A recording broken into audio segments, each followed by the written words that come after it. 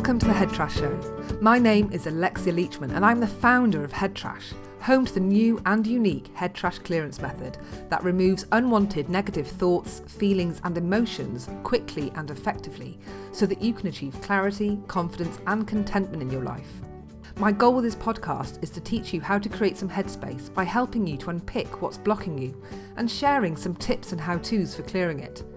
Tune in every week as I share simple strategies to help you to achieve confidence and clarity in your life and business.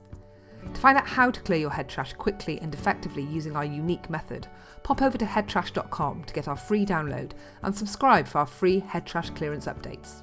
And now for the show.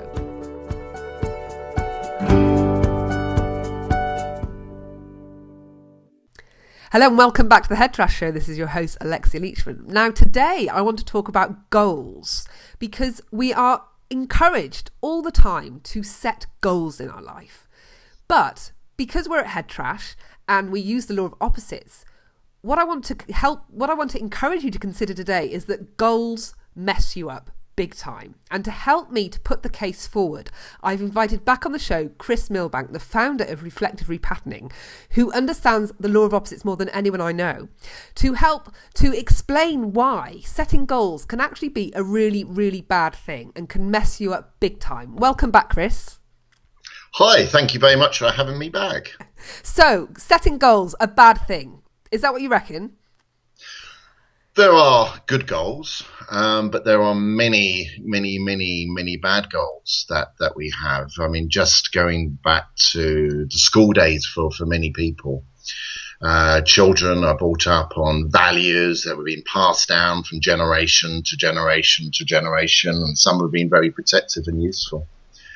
And some of these values may be like, it's good to work hard, to be a success, to be special, to achieve, be an achiever. And so a lot of these values kind of get installed and they do us good in some ways. And then we're told to think about careers and, you know, what could we do? And these values are there empowering us up, thinking, well, I have to be special. I've got to work hard. I need to be professional. I need to be good. So I've got to go down anything that's other people say is in the good list. You know, I can include that. Otherwise I'd feel bad. And so forth. And many children kind of get guided, therefore, into things that don't really make them smile, that don't make their heart sing. So many students are studying something that doesn't really interest them, just so that they can fit in with the values that are emotionally installed in them that is going to make them a high achiever, successful, and so forth. And they go through, and some of them are very successful. They get through their exams, and then they go on to college and further study something that's not really making their heart sing, that's not really making them smile. So they're kind of fighting this inner stress, but these values are installed and they've got these goals. They're going to get a fantastic job, maybe in the city, or be a high flyer. And then they go to university and they get loans of tens of thousands of pounds or dollars, depending on, or whatever currency for whatever country you're in.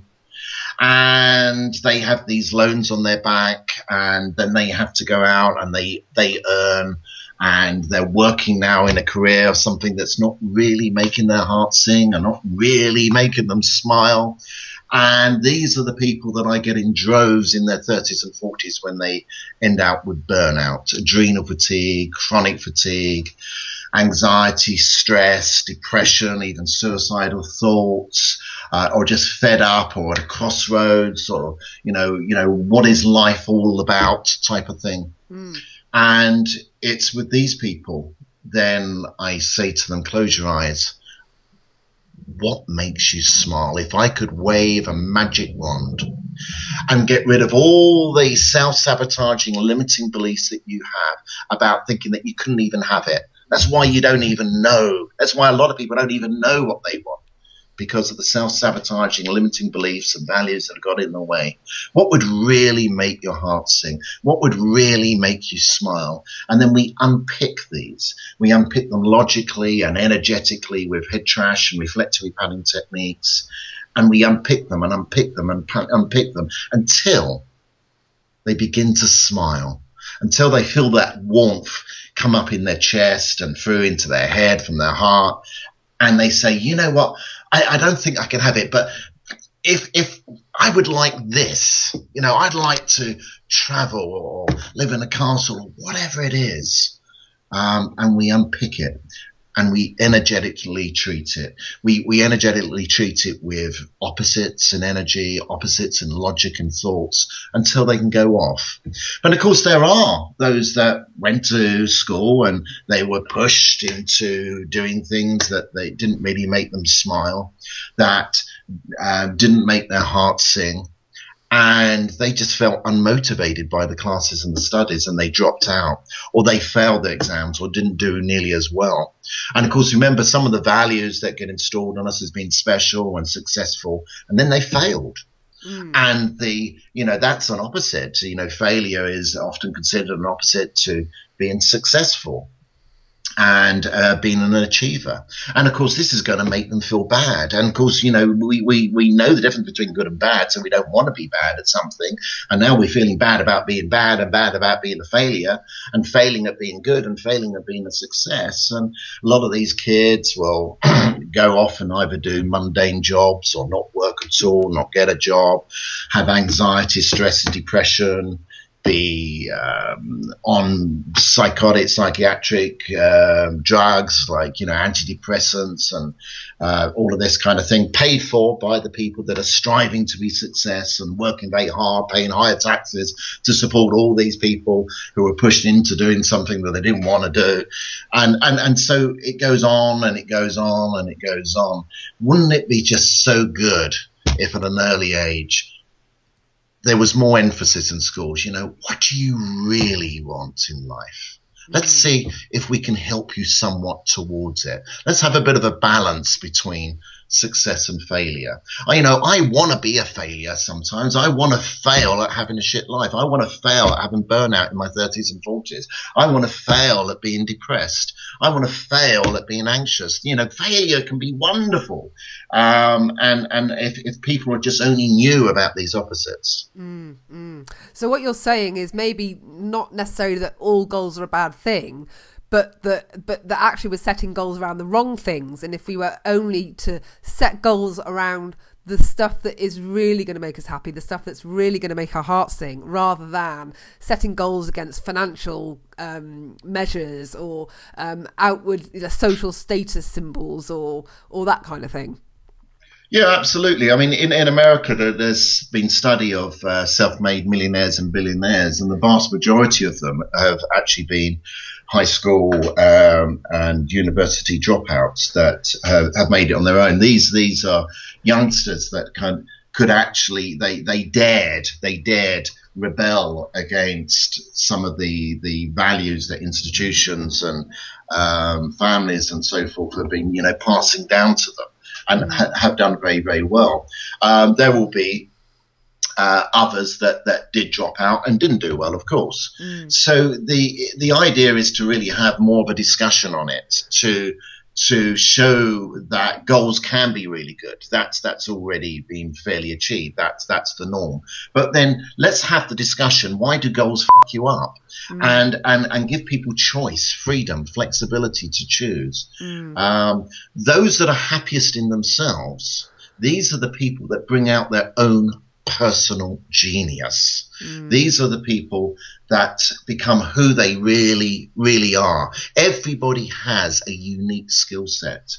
Everybody has something that they are better at than somebody else. And this is what we're not finding. When people are happy, their genius comes out, their creativity comes out, their studying and their hard work comes out. And it's guiding people to where they are happy. What are they happiest doing? I know many people that from an early age that were able to cut out some of the doctrine and the nonsense they've been taught and actually go off and do what made them happy. And they went on to be completely successful in their lives in all sorts of different fields. Some of them are very, very famous people, top of their field in acting or science or the arts and so forth. And there are many, many, many that just worked harder and harder and not smarter, and stressed, and they strained, and they either fell out on the way or they overworked themselves and burnt out later on. So I find it also interesting just kind of going into the cities in various different countries and you know, going on the underground in New York and San Francisco and in London and, you know, many other places, and you see the high flyers in the city. And these are people that got huge student loans on their back, and they're having to work very hard to pay the extra, you know, the interest on the loans back, and whether they borrowed it from the bank or by government in the UK and so forth. And it's also costing them to have these jobs, the transport in and out, trains, buses, tubes. And then you've got to have the extra more materialistic, expensive clothes and iPhones and all sorts, the Starbucks coffees several times a day and what have you. And you think that they're working harder and harder and harder and harder still, but spending out to have that classy job, to have that success achiever state. They're spending and spending and spending and spending, and to have it. Yet many people, if they only just did what they were happy at, they wouldn't have to work so hard. To me, it's about working smarter, not harder. At times, there's too much emphasis on working harder, but not enough about working smarter. That's people want, the vast majority of hard-working people, that they're having to work hard, that they're trying to fulfill the success and achieving in their life. So they say to me, wish I had a bit more time to myself. So when you say working smarter, what do you mean? Well, sometimes just adding up the expense of going to work is one thing. In London, there are many people that spend £3,000 on their transport fares on tubes and trains per year. They'll spend probably, $10 or so a day on Starbucks coffees, and then they have their expensive lunches in the cities and the uniforms that go with it, and the fast space type of life that goes with it, and the fancy this and the fancy that. And they're not really, really happy. But when you then compare it to what would make them happy, maybe it's a far less inexpensive life as well. So how hard are they working to achieve these values of being special, having to work hard, having to be a success, to be the pride and joy of your parents or mentors who, particularly love working in a certain field? There is an expense to it. And once we begin to add those up, and focus on working a little bit smarter and not harder, sometimes we can actually be better off and work 3 days a week instead of 5. So, for example, the person that might be working really, really hard in somewhere like London or New York, putting in the hours, spending all that time commuting, the money on the wardrobe, the money on the lunches and the coffee. And actually what they want to do more than anything is be a surfer dude teaching people to windsurf on a beach, or a yoga teacher out in India. If they actually went and did that, they probably wouldn't have to earn the kind of money that they're currently earning, and they would be doing something they absolutely adore. Yeah, I mean, they could downsize on their rent or the mortgage, having a cheaper place. That would save an absolute fortune. Some people would have already paid off some of their mortgage if they're real high flyers, and so they'd actually have money in the bank. They could invest that into their pension if they liked, or they could invest it in, taking a break. It's unfortunate that so many people end up taking the break because it's forced on them through nervous breakdown, exhaustion, chronic fatigue, other disease states. There isn't a doctor on the planet that doesn't admit that stress is a main factor in just about every diseased illness state. And so many have heart attacks and cardiovascular problems and digestive problems, that eventually forces them to quit and listen to their body and their minds and their hearts that have been telling them to do something else for a long while. But unfortunately, then they're in a state where they can't really enjoy the things that they really wanted to do in the first place. Until maybe, they have some health checks and maybe some alternative health practices and maybe medical to help them back on board. But of course, they're then forced into days, weeks, months, even years off without the income coming in, and they use up their savings if they had any in the first place, just trying to get well again. Seems to be that a lot of people can be on the wrong roundabout. They can't get off. So we could you're pointing your finger firmly at bad goals here. Yeah, bad goals and installed values that we put too much emphasis on. Being a success, the value of that alone, it can be very, very good. It drives us to go forward, but sometimes being a success pushes us too far. And there are benefits in being unsuccessful. I'm really, really glad in the end I was unsuccessful in a certain business. I think I would have had a heart attack by now. So that perhaps saved my life. A little story, my lovely, lovely dad, loving the bits, and there I was as a young teenager still at school, and I'd got into trouble. My year had said to me, "Milbank, what do you want to be?" And first of all, I told him a drug addict, and then when he called me back to his office, I was joking. He said, "What do you want to be?" And I said, "I want to start at the top and work my way down." And he contacted my father. And my father said, "Hey, Chris, what do you want to be?" And I said, "Well, I've thought about this." And I said, "If I was a milkman, I could finish at midday and have the afternoons to, have fun and enjoy myself." And him really caring about my situation, and I suppose being naughty at school and a rebel at school, he did the best by me and said, "Hey, what about really maybe being something special?" And of course, that stayed in my brain, and there were a lot of benefits from that value. I ended up being on the straight and narrow, I guess, working 17 years, running a family business garage. Very, very good, but it wasn't what I wanted to do.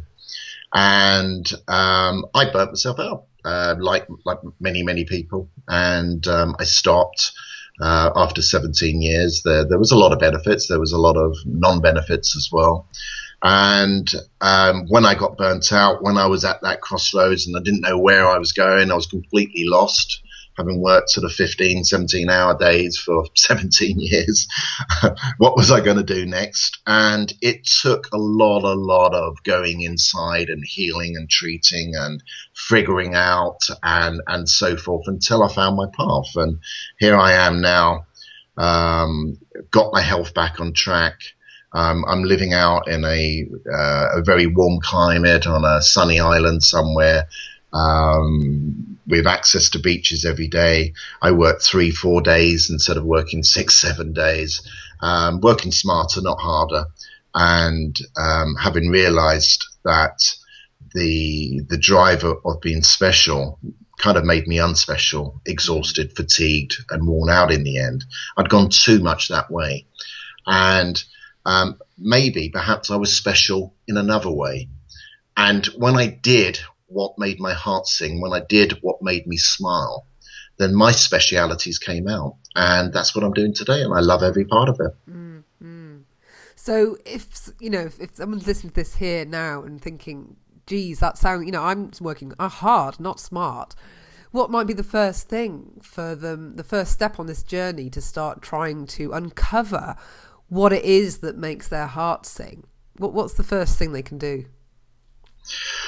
Well, I would say close your eyes for a few minutes each day and just ask yourself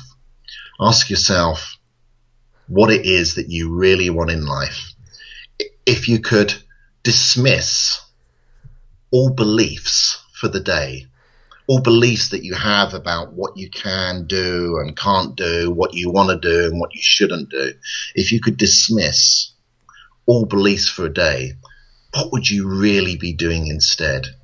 And for some people, the self-sabotaging that gets in the way, they're going to find it near enough impossible. And this needs to be unpicked by a head trash RR practitioner energetically. For other people, they may get an inkling, and their inner voice may say, oh yeah, but I can't really do this because I've got children, because I've got this, because I need so much income because of that, because of this, and so forth. And all these beliefs that may even be facts.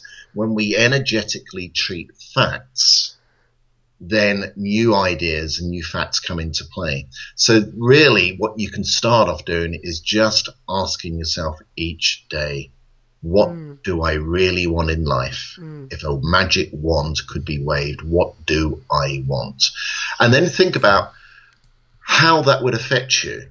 Would it make you happy, excited, contented? And then you've got to look at areas in your life where you could be happier, make small steps. Where you could be more contented, make small steps. Ask yourself the question every day, how can I work smarter and not harder? And eventually your mind will come up with some ideas. But this is powerful stuff, and it often needs a powerful treatment. And this is why so many that have gone to countless, endless personal development trainings and books and videos and DVDs have only got so far.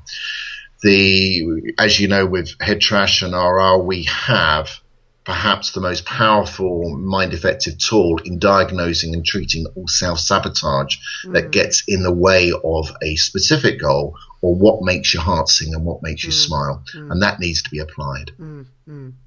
Okay. So thank you so much for sharing your insights on the bad side of goals and why they mess you up.